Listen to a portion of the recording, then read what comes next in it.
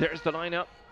Munoz of St. Martin, Javon Simon of Antigua and Barbuda, Neely the favorite from the Bahamas, Aidan Moore of Barbados, Edeyasu of Turks and Caicos, Furbear of Bermuda, and Micah Dominique of the US Virgin Islands.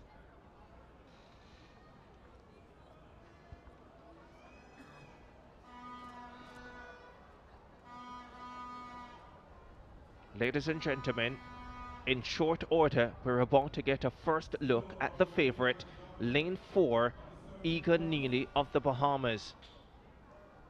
There he is, built for the event, like Stephen Gardner, Olympic champion.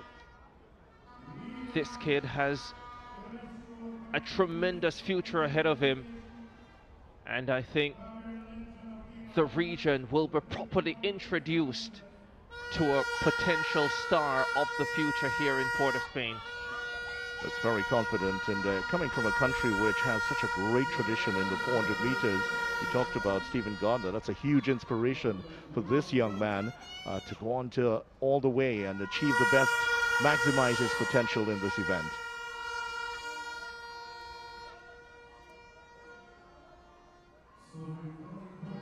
How does he deal with the pressure of being the favorite?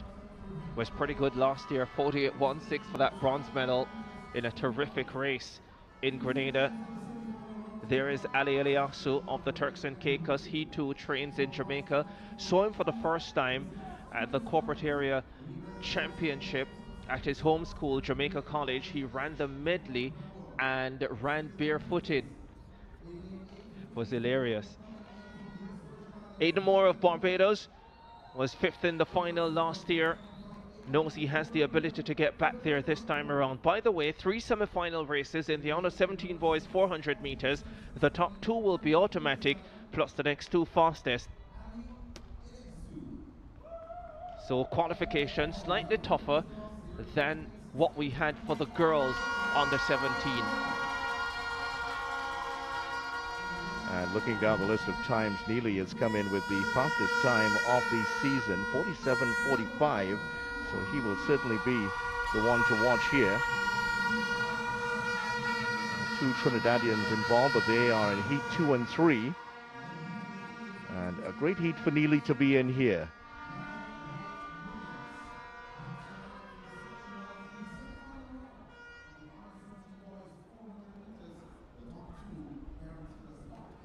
The meet running bang on schedule.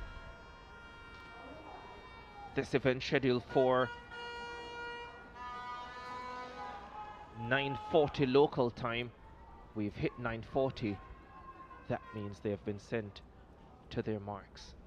A lot of hard work put in by the N3As to get all of the technical staff ready for this one.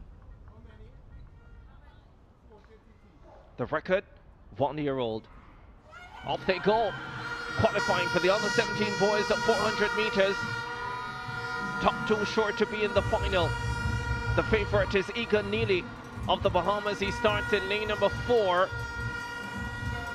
Running fast on the outside, Micah Dominique of the US Virgin Islands knows there's a lot of quality behind him.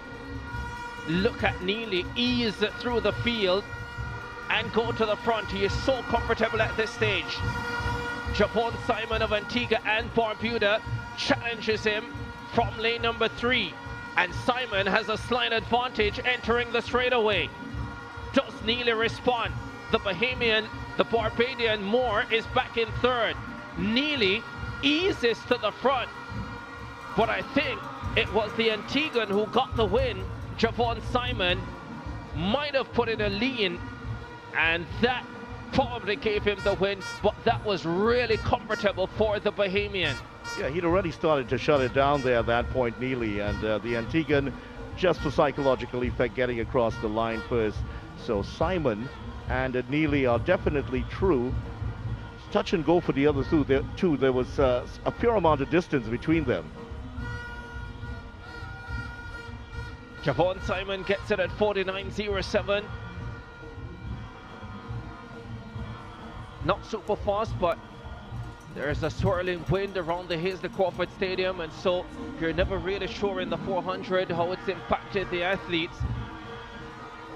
We saw that earlier in the 100 meters, didn't we? The first race there was a headwind, and in the next race, just 8 minutes after, there was a tailwind. So it does swirl around here, the wind coming over from the eastern side of the ground, and it sort of just swirls around the stadium. So, got to get it right.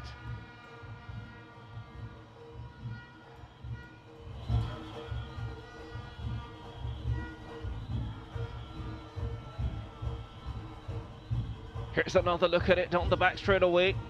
I don't think Egan Neely got out of first gear here. I think he was comfortable all the way around, just did enough to ensure he secured qualification. Will be interesting to see what lane he gets in the final.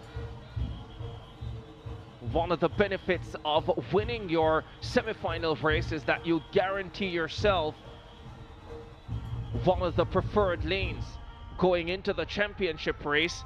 And given that this semi-final is not super fast either, he might end up in an unfancied lane for the final, but we'll wait and see. He is through, and that is what matters. Simon putting in the effort to ensure that he got across the line first with the last stride that he put in. A touch and go for Lightbourne of Bermuda, and Aidan Moore held on to third place for a long time, but he was overtaken by the Bermudan in the last 10 meters or so. So he's given himself a chance, Lightbourne, to get into the next round.